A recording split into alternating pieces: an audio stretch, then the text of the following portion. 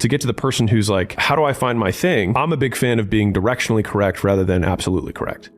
And so I think what happens is most people are trying to find the perfect answer when they have no perspective from which to make a judgment. They're trying to find the perfect thing to do when they haven't done anything. So how would you have perspective to make a judgment? Work is never fun until you're good at it. And so when you begin at a job, it may take you a year or two of hard work to become good at what you're doing. Then it becomes fun.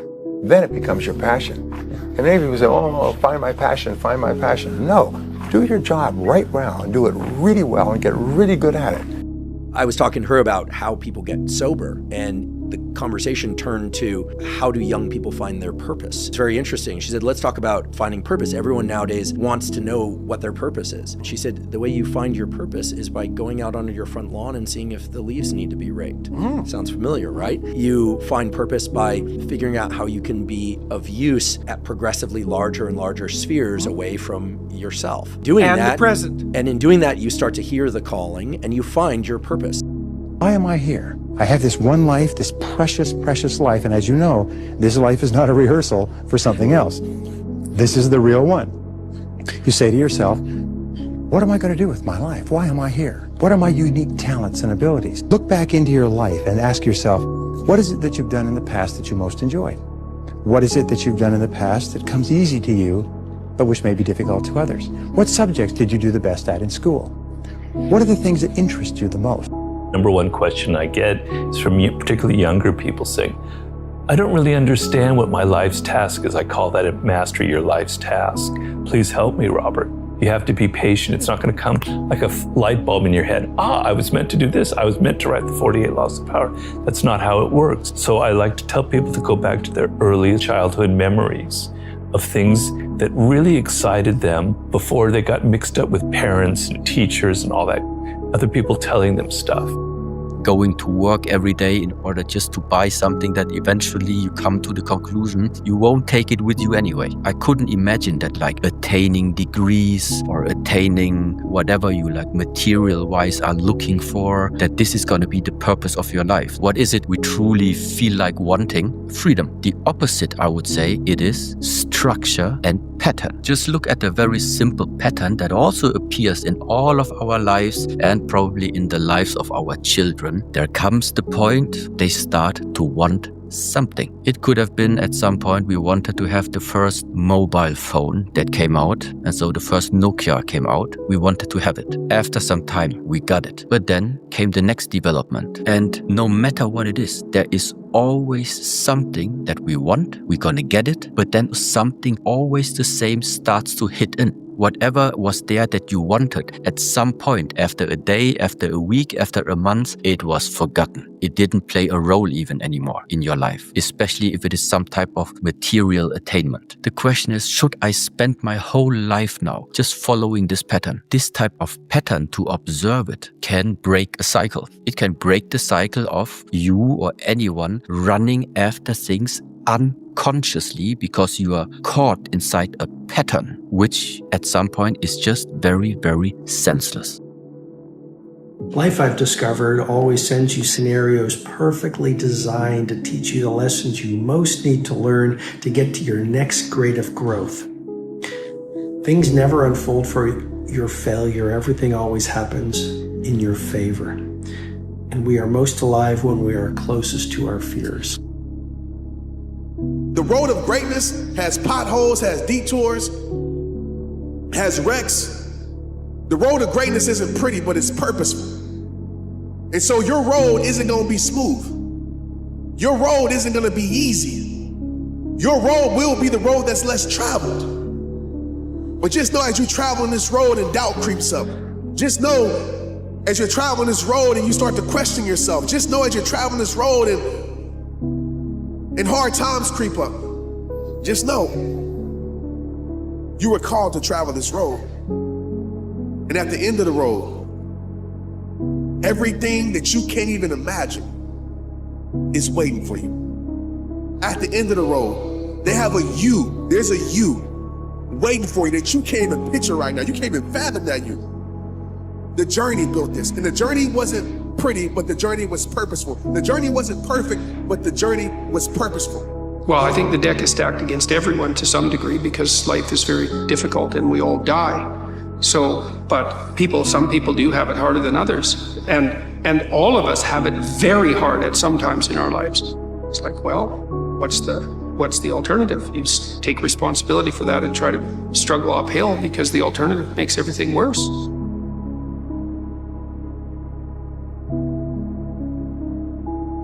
Bitter? Should they be bitter? Should they be resentful? Should they become violent? These things don't help.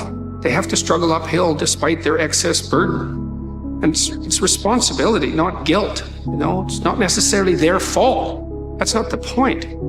The major key to your taking charge of your destiny is you. It's you. And even though you might not have all the things going for you that you would like, you have the power within you as you begin to develop your consciousness, as you hold the vision of what it is that you want to do, as you decide to answer this small voice within you. Because as you respond to this voice that's telling you you ought to do this, the way will come, ideas will come to you. You will begin to attract things you need and things that you don't even know that you need right now. But if you don't put yourself out here, if you don't become actively involved in life, if you hold back on yourself and continue to procrastinate, most people go through life as volunteer victims. They go through life volunteering to be victims, giving excuses on why they're not pursuing their greatness, giving excuses on why they're not doing the things that they want to do, putting it off again and again and again, wasting valuable time. Life is very valuable, ladies and gentlemen. Time is very valuable. And it's very fragile. You've got to decide to do what you can right now and don't delay. This is my question to you. When you gonna free yourself? How long are you gonna stay in this pain expecting change to happen in your life? How long are you gonna stay in this situation expecting things to change in your life? You've been here for the last year, the last 5 years, the last decade, staying in the same mess, accepting the same mess, and wondering why you're stressed, wondering why you're not happy, wondering why you're not fulfilled, wondering why you're not experiencing the life that you deserve to experience. When you gonna free yourself from the pain? People who are serious are willing to do the things today others won't do in order to have the things tomorrow others won't have. People that are serious don't spend time feeling sorry for themselves or talking about what happened. They are too busy creating a new life for themselves.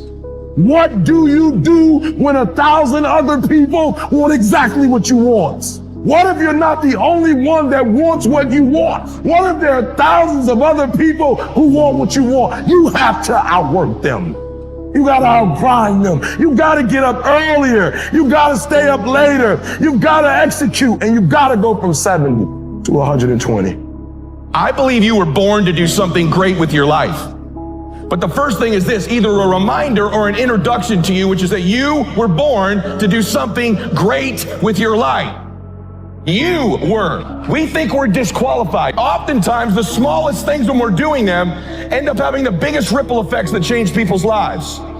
But if we don't walk around knowing we were born to do something great, we may miss the very opportunities to do it. Don't ever be ashamed of anything you've done in your life. Face it, fix it, make it better. Build belief, build confidence to the point where nothing can hurt you because you know exactly who you are. Once something's important to you, it never leaves your mind. If you always dreamt about being a singer-songwriter and you never did it, you will be haunted by that at the age of 70 because it's still right here, stored in the back of your mind. It's something that's meant for you, that's trying to call to you. You see, your dreams, you either pursue them or they fucking haunt you. You've faced your demons in your mind. You were able to hear all your past traumas. You were able to listen to them. You're able to say, okay, now I can now talk to people about what I went through. I'm no longer embarrassed. I'm no longer ashamed. Being ashamed is one of the biggest things that people nowadays in their minds kill them from moving forward. I'm ashamed of myself. We are humans. But then again, if you always think that we're humans, you will always just be a human and always make the same mistakes. Go through the archives, dig it up, study it, and then use it for yourself.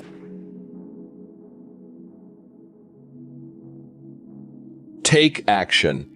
When you start to walk, talk, dress, and behave like the top people, You soon begin to feel like the top people. You will treat other people like the top people do. You will work the way the top people work. You will start to get the results that the top people get. In no time at all, you will be one of the top people yourself. It may be trite to say, fake it until you make it, but there is a lot of truth to it. Your main job in life is to create the mental equivalent within yourself of what you want to realize and enjoy in your outer world. Your focus must be on creating the beliefs within yourself that are consistent with the great success you want to be in your outer world. You achieve this by challenging your self-limiting beliefs, rejecting them, and then acting as if they did not exist. You reinforce the development of new life-enhancing beliefs by increasing your knowledge and skills in your field to the point where you feel equal to any demand or challenge. You accelerate the development of new positive beliefs by setting bigger and more exciting goals in every area. Finally, you act continually as if you were already the person that you desire to be. Your aim is to reprogram your subconscious mind for success by creating the mental equivalent in everything you do or say. Make a decision this very day to challenge and reject any self-limiting beliefs that you might have that could be holding you back. Look into yourself and question the areas of your life where you have doubts about your abilities or talents. You might ask your friends and family members if they see any negative beliefs that you might have. Often, they will be aware of negative self-limiting beliefs you have that you are not aware of yourself. In every case, once you have identified these negative beliefs, ask yourself, what if the opposite were true? What if you had the ability to be extraordinarily successful in an area where you currently doubt yourself? What if you had been programmed from infancy with genius ability in a particular area? What if you had within you right now the ability to earn and keep all the money you could ever want throughout your life? What if you had a golden touch with regard to money? If you absolutely believe these things to be true, what would you do differently from what you are doing today? Your beliefs are always manifested in your words and actions. Make sure that everything you say and do from now on is consistent with the beliefs that you want to have and the person that you want to become. In time, you will replace more and more of your self-limiting beliefs with life-enhancing beliefs. Over time, you will completely reprogram yourself for success. When this occurs, the transformation that takes place in your outer life will amaze you and all the people around you. Persistence is self-discipline in action. Your ability to persist in the face of all setbacks and temporary failures is essential to success in life. Napoleon Hill said, "Persistence is to the character of man as carbon is to steel. The primary reason for success is persistence. And, likewise, the primary reason for failure is lack of persistence, quitting too soon." There is a direct link between self-discipline and self-esteem. Each time you discipline yourself to do what you should do, when you should do it, whether you feel like it or not, your self-esteem increases. This, why there is direct relationship between self-esteem and persistence. Each time you persist and force yourself to continue on, even when you feel like quitting, your self-esteem goes up. Each act of self-discipline strengthens every other act of self-discipline. Every act of persistence strengthens every other act of persistence. When you discipline yourself to persist over and over, you like and respect yourself more and more. You become stronger and more confident. Eventually, you become unstoppable. Persistence is its own reward. Every time you force yourself to persist on a task, whether it is large or small, you feel happier and better about yourself. When you go the extra mile and do more than you are paid for or more than is expected, your self-esteem goes up. You feel more powerful and in greater control of your life. In your career, when you go the extra mile, you put yourself on the side of the angels. The primary difference between winners and losers in life is simple. Winners never quit, and quitters never win. You can increase your ability to persist by talking to yourself positively. Say these words: I am unstoppable. Before you begin any major undertaking, pre-program yourself by telling yourself, I never give up. Before you can achieve anything worthwhile in life, you have to pass the persistence test. This is usually a snap quiz sprung on you unexpectedly with no warning. You suddenly face a major setback, problem, temporary failure, or even a complete disaster. When this happens, remind yourself that this is the testing time. This is when you demonstrate what you are really made of. This is when you show yourself and others the strength of your character and your true determination to succeed. Your ability to respond effectively to setbacks. Your level of response. Ability is the measure of your readiness to succeed. When you experience a major setback or problem, you will feel temporarily stunned. This feeling is very much like a punch in the emotional solar plexus. You will be stopped for a few seconds or a few minutes. During this period, you will often feel discouraged or experience self-pity. You will say, why me? However, it is not how far you fall that counts, but rather how high you bounce. Your aim is to bounce back as quickly as possible. Resilience in the face of unexpected reversals is vital to long-term success. Remember the warrior's creed. I will lay me down to bleed a while, and then rise and fight again. Don't be surprised, shocked, or set back when things go wrong. Your best laid plans will often fall apart. Instead, expect disappointments and setbacks as a part of life. Take a deep breath, pick up the pieces, and continue onward. Why did you go become a Navy SEAL? That's a ridiculous thing to do, right? They just torture you to death in the water. Why'd you do it? Because I wanted to serve my country in the highest capacity possible. So you believed that there was a highest capacity? Yes. Right? So that was an element of faith? In a lot of ways. Do you feel that you accomplished something real when you went through the Navy SEAL training program? Absolutely. Okay, why was it real? Why was it real? Because it was the hardest thing that I've done. Right. That's right. Yeah, was it meaningful? Absolutely. Was it transformative? Yes. And it was the hardest thing you'd ever done. That's the pathway. The pathway to what's most real is through the hardest things that you can do. If you aren't naturally tired at night and excited in the morning, then you probably haven't found something meaningful to work on. You are not stressed from doing too much. You are stressed from doing too little of what you care about.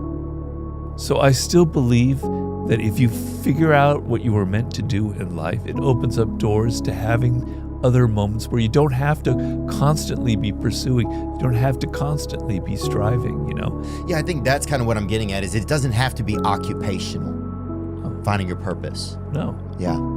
Yeah, because sometimes I think the best thing that a person could be a parent. For sure. Believe me, we need more of them. Yeah. God damn, that should be like a job that people should get a degree for. It really should. If government subsidized good parenting, wow, I would be. Or put people to school to go learn how to do it, yeah. Yeah, there should be at least a pamphlet when you leave the hospital that says, hey, these are 7 things you have to do, right? I don't have kids, so it's easy for me to say. Oh, yeah, me either. So we're just obviously a couple of grifters yelling at people. Yeah, So, right.